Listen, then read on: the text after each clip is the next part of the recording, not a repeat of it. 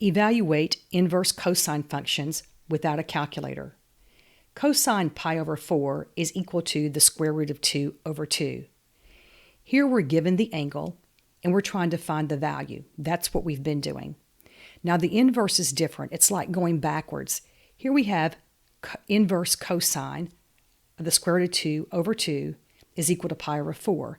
Now we are given the value, and we're trying to find the angle. So it's like we're going backwards. Here we're given the angle, here we're given the value, here we're looking for the value, and here we're looking for the angle. Recall that f of x is equal to cosine x is not 1-to-1, does not pass the horizontal line test. For the inverse of this to be a function, the domain has to be restricted.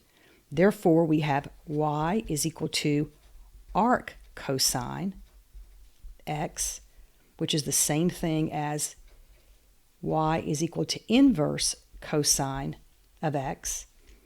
We have a restricted domain and a restricted range. Our domain on this inverse function is on the interval -1 to 1, and the range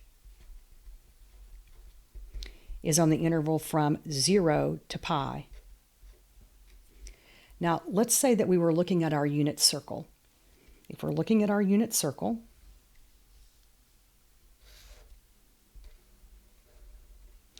we're going to have a range from 0 to pi.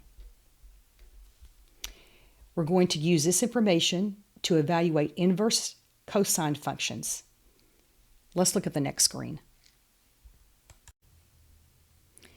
Evaluate the expression without using a calculator. We have inverse of cosine of a negative square root of 2 over 2. Well, we know that our domain has been restricted between a -1 and 1. Well, if you put this in the calculator, you would see that it is about a -0.7. So we can see from doing it that way that it is in this interval. However, we could also think of it like this. We knew that from what we talked about earlier, that our range is going to be between here.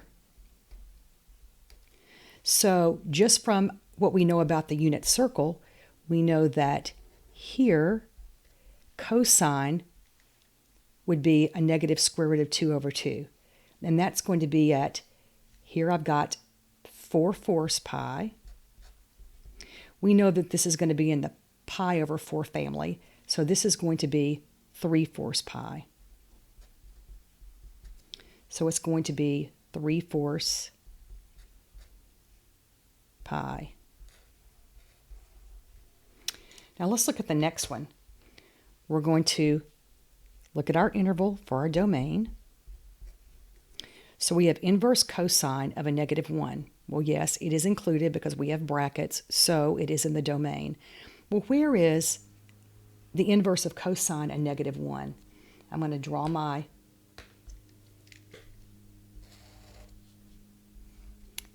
x and y axis, and I can see that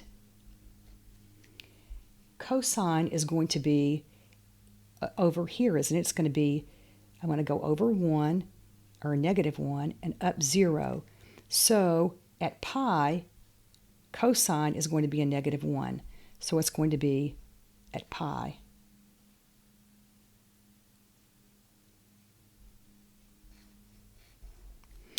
Let's look at the next one. Inverse cosine of 1/2.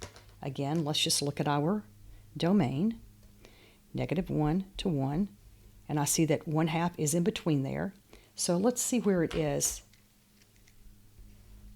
in our range. I'm going from here to here. So I can easily see that it's going to be at pi over 3, isn't it?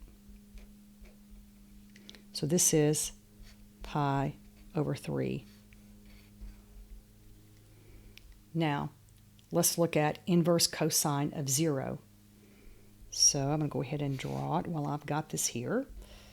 Here is my range, and I can look at my domain to check, and I can see that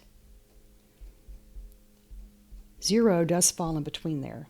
So where does it fall? Well, I know it's going to be at a quadrantal because that's where our zeros are. So if I look at pi over 2, I can see that I'm at 0 and up 1. So 0, 1. So at pi over 2, that's where cosine is 0. Now let's look at the last one. Inverse cosine of pi. Okay, so my domain goes from a -1 to 1. However, what is pi? Pi is approximately 3.14. So it is not in the domain.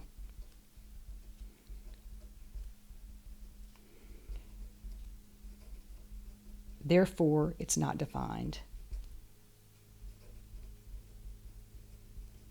It's not defined.